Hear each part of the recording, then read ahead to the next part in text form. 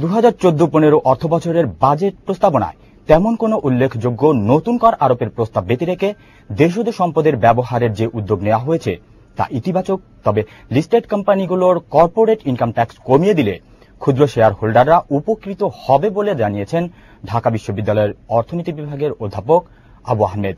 অন্যদিকে বাজেট প্রস্তাবনার পর সাধারণ মানুষের মাঝে বইছে আলোচনা সমালোচনার ঝড়। ইমরান লিপুর ক্যামেরায় বিস্তারিত জানাচ্ছেন আনিসুর রহমান সাব্বির।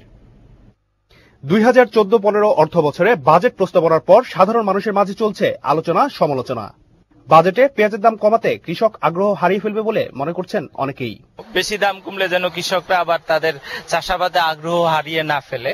আর সিগারেটের দাম বৃদ্ধিতে ধূমপায়ীরা বললেন, তার ক্রয় ক্ষমতার বাইরে যদি সেটা চলে যায়, সে দেখা যাচ্ছে যে তার নীতি বা বিধান বহির্ভূত অন্য কাজের মাধ্যমে অর্থ সংগ্রহ করে সেটা কিন্তু সে পান করবে। বাড়ি ভাড়ার উপর কর আরোপে দেশের রাজস্ব বৃদ্ধি পাবে বলে অনেকেই মনে করছেন। অবশ্যই সাধুবাদ জানাই সরকারকে, ভালো রাজস্ব আয় হবে। আবার মোবাইল ফোনের দাম বৃদ্ধিতে কেউ কেউ জানালেন আপত্তির কথা।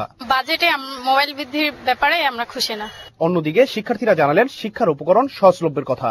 পড়ালেখার আনুষঙ্গিক যে উপকরণগুলো আছে, খাতা কলম, সেগুলোর দাম কমাতে হবে। বাজেটে তেলের দাম স্থিতিশীল থাকলে নিত্য প্রয়োজনীয় পণ্যের দাম সাধারণ মানুষের ক্রয় ক্ষমতায় থাকবে বলে জানালেন নিঃস্বার্থ মানবাধিকারের চেয়ারম্যান জাকির শেখ।